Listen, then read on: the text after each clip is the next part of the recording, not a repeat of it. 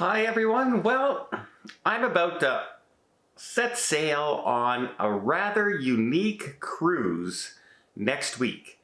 It is Holland America's 150th anniversary of the first sailing they've ever done from Rotterdam to Fort Lauderdale, a 15-day transatlantic.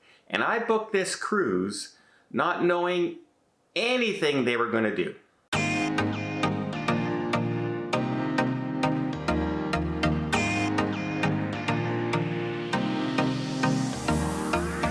So I booked this cruise well over a year ago. I mentioned it on the main channel and I said, you know what? I'm going to go on this cruise. I can get us some special rates, lower rates than what is out there if I form a little group. And anybody who wants to join me, I can get you in on those rates and we can go and sail. Now this is not my normal group. I'm not really hosting this group. I will be there, of course. I will say hi to everybody. We'll interact. We'll have fun. We'll do games. But it's not a normal group cruise where I would have like 150, 200 people on board. We got about 40, 45 people coming on this cruise, and we're going to hang out and try and have dinner together and all these things and do the entertainment and just have fun. It's 15 days. There's a lot of days on this ship. But really, the selling point to this cruise was the fact that it's a 150th anniversary sail. And I was hoping that Holland America is going to do something very, very special.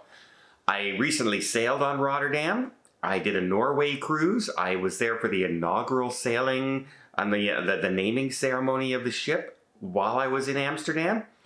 And I found myself kind of changing my mind about Holland America, as a lot of people have those preconceived notions, right? I've sailed in Holland before, but I haven't sailed in recent years for various reasons. It just never came up. I'm kind of a large ship guy and things like this, and Holland America's ships are usually much smaller to mid-size. And a lot of people have that preconceived notion that it's just for old people, right? It's a senior type cruise, traditional cruising, and you're not gonna enjoy it as much if you're a little bit younger. And I found myself on the Rotterdam blown away by the entertainment.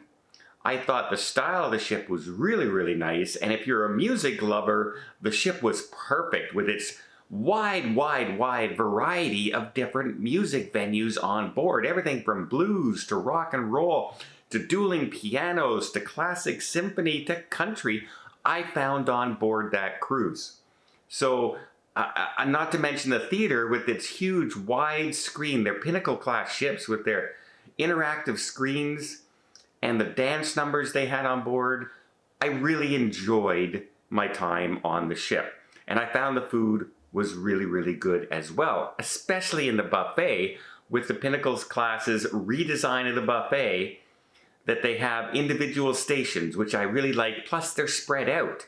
I think there's like 8 or 9 different types of stations, like flavors of Asia, fresh from the market, sweets. It's all varied and it spreads people out in the buffet, and it ran very, very smoothly.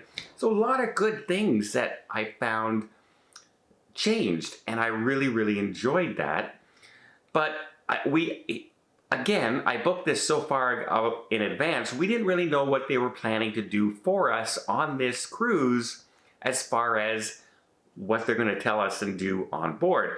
Well, we've got a little bit of the information out board, and one of the premier events is going to be a 25-piece ensemble performance from Emmy Award-winning producer Steven Schoenberg, and it's going to be at the Lincoln Stage Center. I believe it's going to be October 26th when we're in New York, so nearing the end of our cruise. And it's a special production number going to be performed just for this cruise. It's not a regular event that they have. So I'm looking forward to that. Also, in the culinary aspect of it, I did have an interview with Chef Rudy, and he said that they were preparing meals specifically for this cruise, and we find out that each evening in the main dining room you will have a select item from a classic menu. So you have your normal menu, but each night you'll be able to choose a classic item that was served from the original sailings. And it's something along like royal rib of beef a la Medicus. I don't know what that is. We have Holland duckling in a port wine sauce. That sounds good. And Arctic char a la Normandy. Various menus and items like that along the way. Not only that, they're going to have specialty drinks each night as well, only from those, like that time period. So along with our normal choices that we have, and keep in mind, the food was really, really good on my sailing, you're going to have these items that you can choose and taste. And guess what? You can order a regular item and the specialty item in the main dining just to try it. And I imagine that's what I'm going to try and do. So yeah, that sounds really good. Also, there's going to be a throwback happy hour on board where it's going to have like traditionally priced drinks as well, like back when they cost 25 cents for a drink. Now, I imagine most people have the drink package on this long a sailing anyway, but if you didn't, you could wait for happy hour and only buy your drinks for 25 cents on this sailing. Not a bad deal, not a bad deal at all.